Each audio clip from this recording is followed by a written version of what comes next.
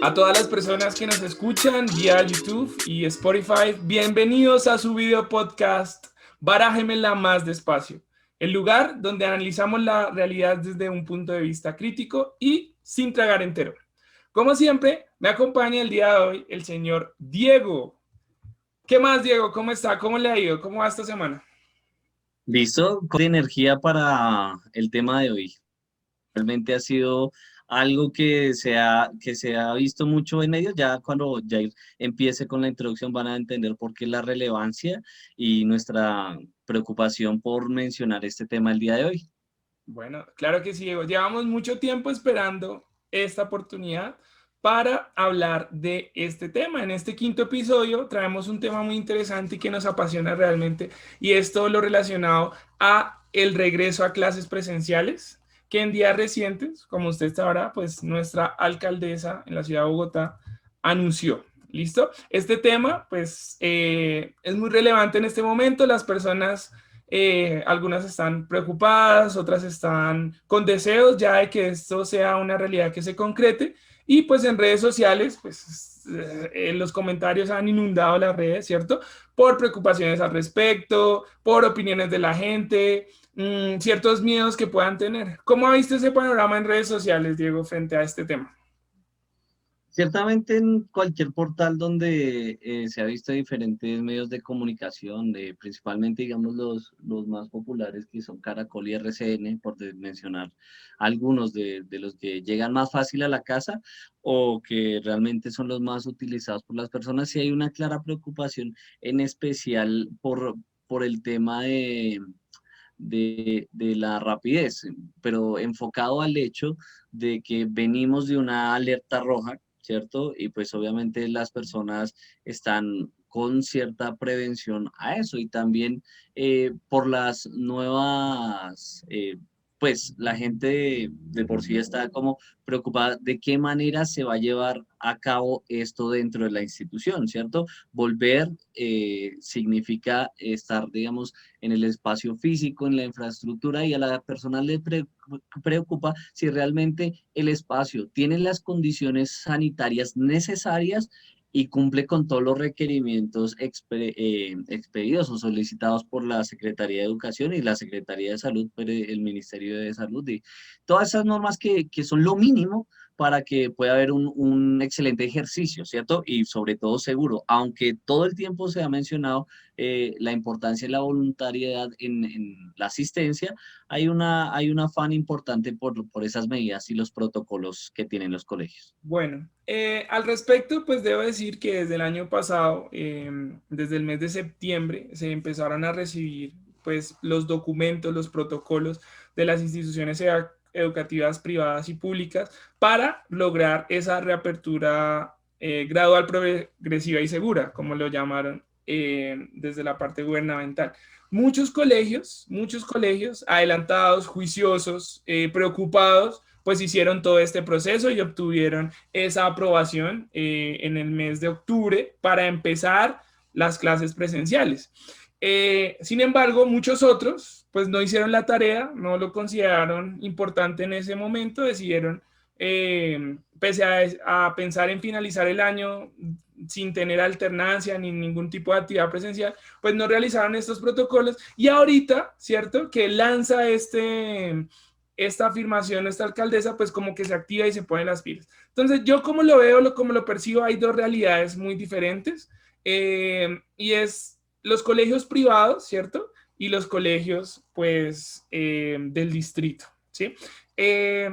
Vamos a hacer un análisis en el día de hoy de cómo está en cuanto a los porcentajes y en cuanto al desarrollo de estos protocolos y esta aprobación de los diferentes tipos de colegio, porque también los estudiantes y las personas no viven de manera igual lo que es la educación virtual o remota o inclusive la alternancia. Es muy difícil para algunas personas realmente permanecer en la casa y tratar de llevar un proceso educativo.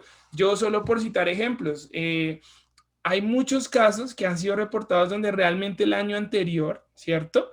En algunas instituciones, pues Los trabajos o los desarrollos de los contenidos se realizaron simplemente enviando guías y trabajos, por ejemplo, al correo electrónico o por medio de grupos de WhatsApp.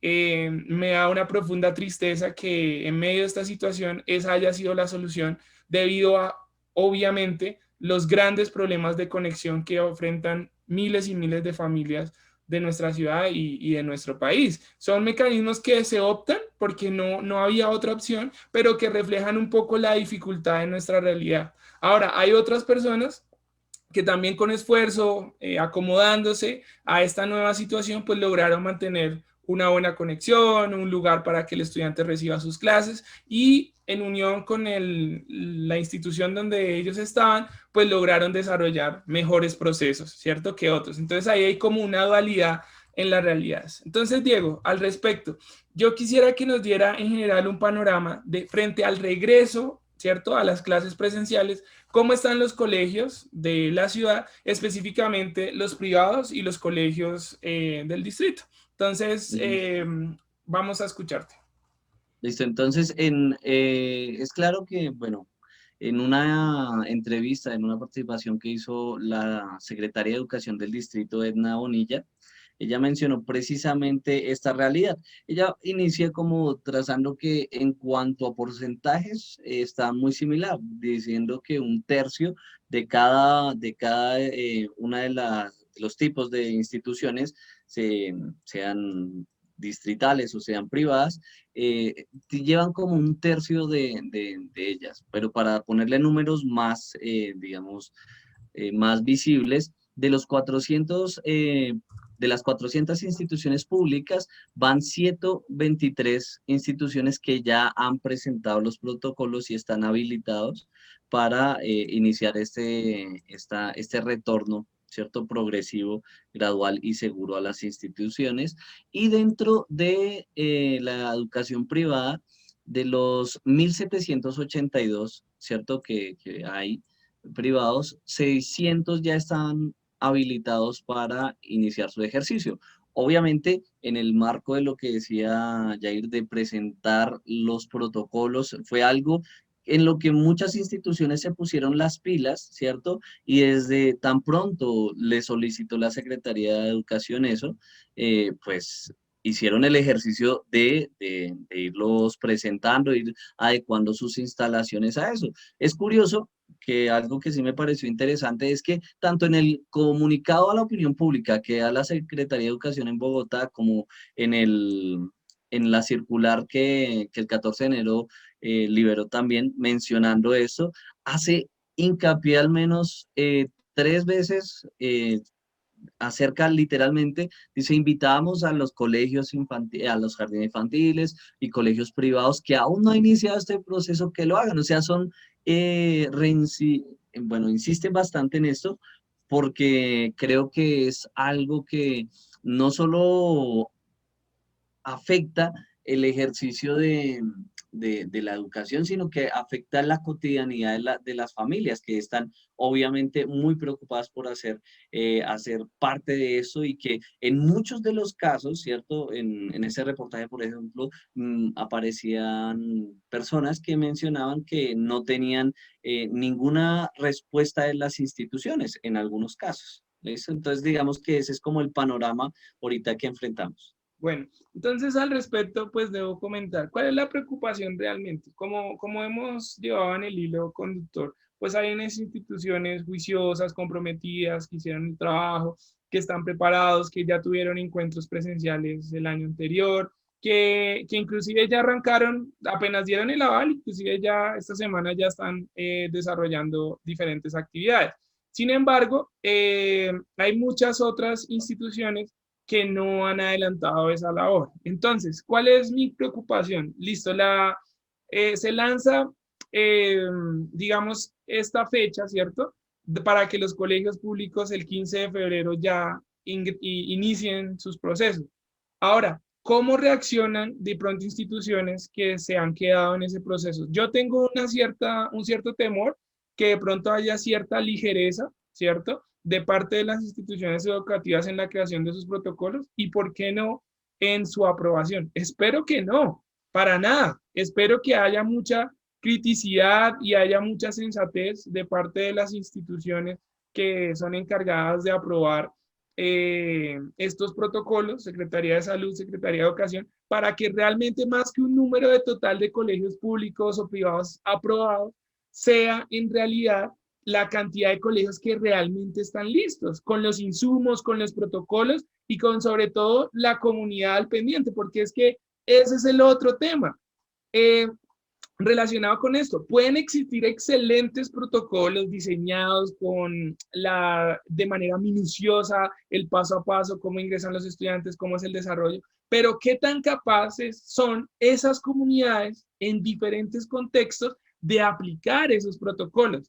Entonces, no es solo la aprobación de las diferentes secretarías para que los estudiantes puedan regresar al colegio, sino realmente esa comunidad que hace parte de ese colegio, ¿qué tanto va a apropiar esos protocolos? Entonces, hay muchos casos de éxito donde realmente los colegios, ¿cierto?, han logrado que su comunidad cumpla con esos protocolos y cumpla con esas normas y por eso han tenido buenos resultados. Pero ¿serán capaces estas instituciones que están rezagadas, que no han hecho el proceso, de lograr eso en un periodo de tiempo corto? Creo que el mensaje que debemos dar es que no debe existir ese afán, especialmente en esas instituciones, por adelantar en 2 semanas o en un mes lo que no han hecho tal vez en 6 o 7 meses. Ese es como el mensaje que quiero dar. Y también la responsabilidad que tiene cada individuo, ¿cierto? Frente a lo que es un protocolo y frente a lo que es el regreso a clases. No es algo que quede en un papel o que sea responsabilidad del rector, del profesor, del estudiante únicamente, sino también es un proceso familiar en donde todos nos debemos involucrar porque es la seguridad de todos. Entonces, ahora en este sentido, pues la gente preguntará, bueno, y entonces si es tan complicado, ¿cierto? Si es tan complicado, si es tan difícil para algunos contextos, ¿por qué tanto afán de regresar al colegio? ¿Cierto? ¿Por qué tanto afán? Bueno, entonces, desde el año pasado estábamos proyectando que para esta época ya hubiera un regreso a clases. Esto no es nuevo. Esa es la expectativa que muchas personas tenían. Entonces, no entiendo también ahí por qué esos colegios están como dormidos, entre comillas, frente a esto. Ahora bien, yo considero que en este momento ya un mayor porcentaje, tanto en públicos como en privados, debiera existir, la verdad. Yo considero que debería ser así. Sin embargo, no lo está. Ahora bien, si eso es así, ¿por qué tanta insistencia con regresar a las clases? ¿Por qué es importante? Yo no sé, Diego, si usted ha pensado en eso. ¿Cuál es el mensaje que le podríamos dar a las personas de por qué es importante regresar a la clase y por qué es importante en este momento, Diego? ¿Usted qué quisiera decir al respecto?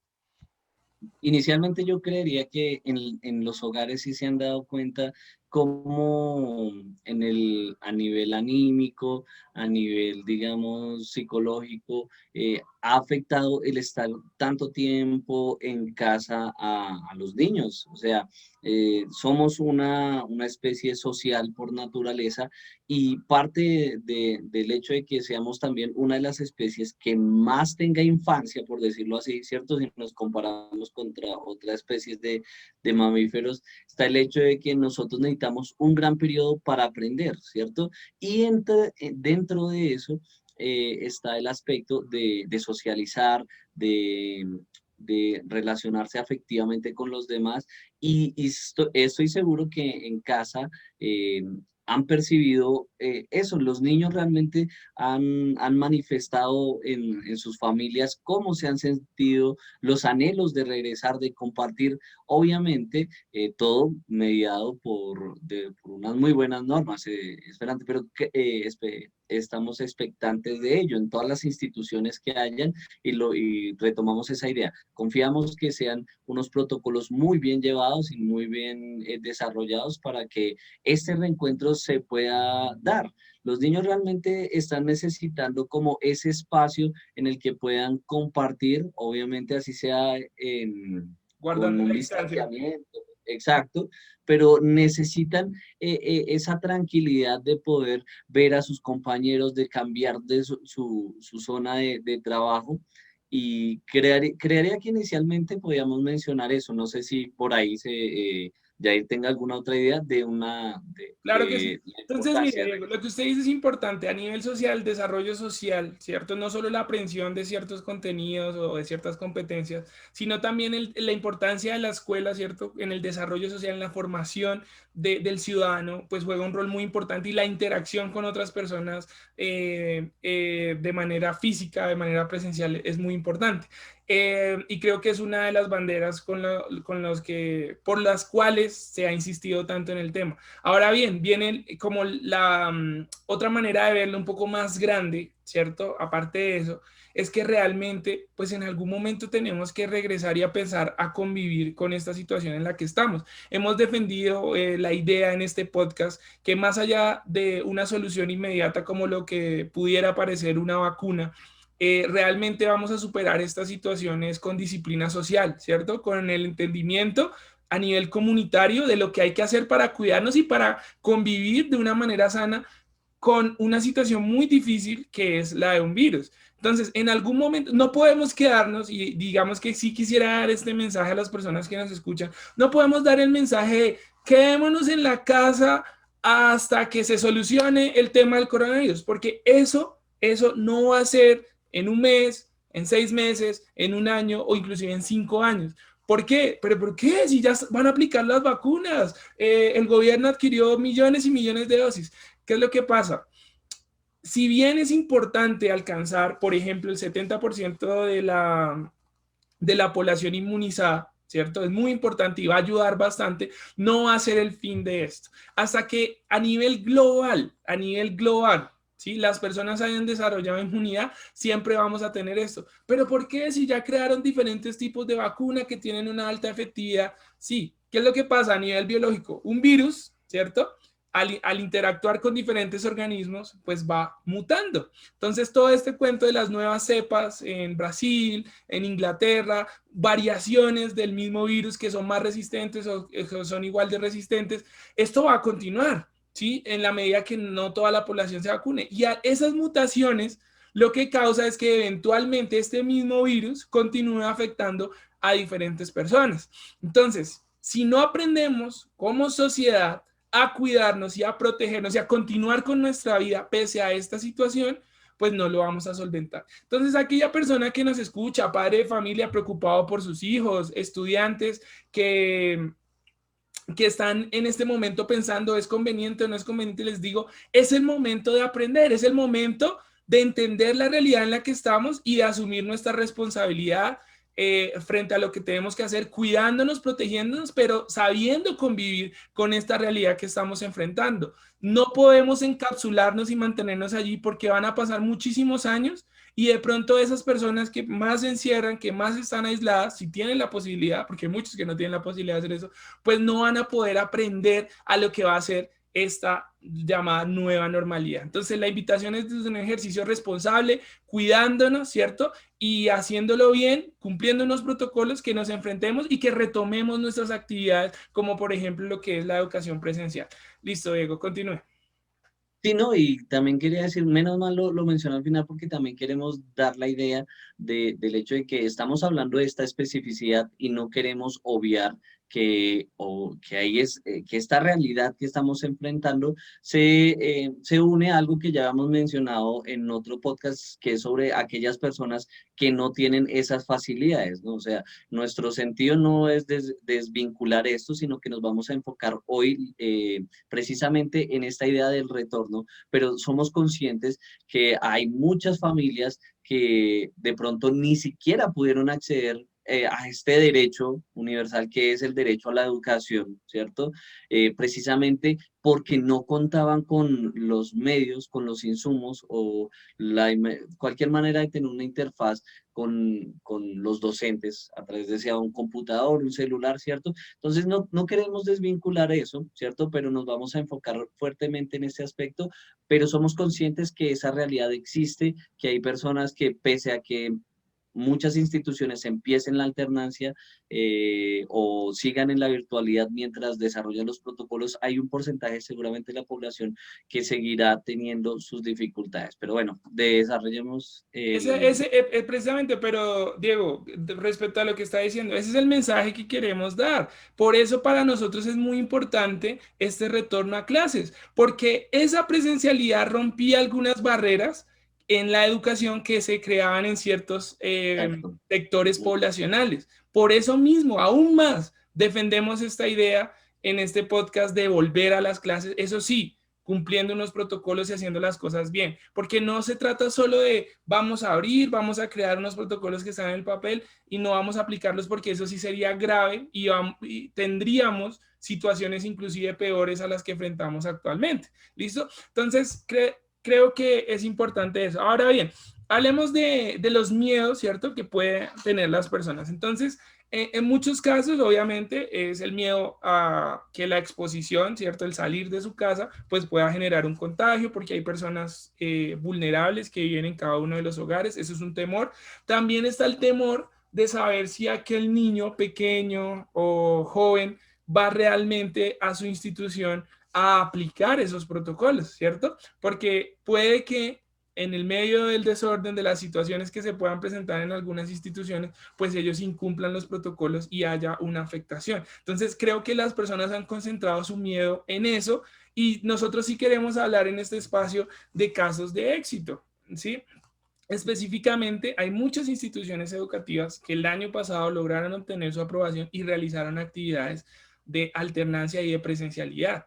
¿Y qué hicieron esas instituciones? Pues fueron muy rigurosas en el cumplimiento de los protocolos y desde los más grandes a los más pequeños hicieron que eso se hiciera. Y eso favoreció y abrió las posibilidades para que este año más y más instituciones pues puedan pensar en esa realidad. Entonces sí es posible conseguirlo, pero hay un elemento clave que todas las instituciones educativas y su comunidad deben desarrollar y es la mentalidad, la preparación para lo que es una educación presencial o en alternancia. Creo que es un mensaje que queremos dar. No es solo tener el papel, ¿cierto? Ya lo hemos dicho, no es solo tener el protocolo, no es solo tener la aprobación, sino es generar en esa microcomunidad, ¿cierto? De cada institución, la idea en que todos nos cuidamos, todos nos protegemos, seguimos Una los conciencia protocolos, hacemos las colectiva. cosas bien, no vacilamos, ¿cierto? No vacilamos en los momentos que hay que tomar una decisión frente al incumplimiento. No, se bajó el tapabocas, no hizo esto, tuvo interacción. No, hay que ser muy estrictos porque es la manera en que podemos seguir. Entonces, la invitación a todas las personas que nos escuchan, que de pronto tienen dudas en este momento, a personas que hacen parte del sector educativo, nuestra invitación es decir que sí es posible porque lo hemos observado en carne propia. En particular, pues no sé si las personas que nos escuchan, pues todos sepan, nosotros tenemos la posibilidad de trabajar en una institución educativa desde que hace muchos años en la que este proceso se ha venido viviendo con toda rigurosidad, con todo el esfuerzo que ha realizado esta institución para cumplir y para responderle a la comunidad frente a esas necesidades. Entonces hablamos desde lo positivo que hemos visto y por eso queremos alentar a que el ejercicio es posible, desde que haya esa coherencia entre lo que está escrito, lo que se hace y esa comprensión de todos los miembros, estudiantes, padres de familia, educadores, de lo que hay que hacer. Entonces sí es posible y quisiéramos que en muchas más instituciones pues lo pudieran replicar. Creo que los medios de comunicación pues han hecho eco de esto. Seguramente más de uno de ustedes han podido observar que en varios noticieros, por ejemplo, ¿cierto? Están yendo a los colegios, ¿cierto? A preguntar cómo les ha ido, qué pasó. Afortunadamente, nuestra institución a la cual agradecemos bastante tuvo la posibilidad de que fuera uno de estos medios de comunicación y nos preguntaran realmente cómo estamos preparados, cómo estamos listos y pues dimos el parte positivo porque se han hecho esfuerzos desde el año anterior en donde ya los estudiantes fueron, ya cumplieron los protocolos y esperamos empezar con todo el cariño y con toda la emoción este año. Eso es lo que queremos. Pero queremos ver ese ejercicio en los demás colegios, queremos ver ese ejercicio en los docentes, en los padres de familia, en los estudiantes. No queremos esa preocupación, ¿cierto? Solo por el miedo, solo por el temor, sino realmente de cómo de manera organizada podemos preparar un retorno seguro a las aulas. Y eso es lo que queremos nosotros el día de hoy transmitir y enviar ese mensaje a las personas como tal. Totalmente de acuerdo.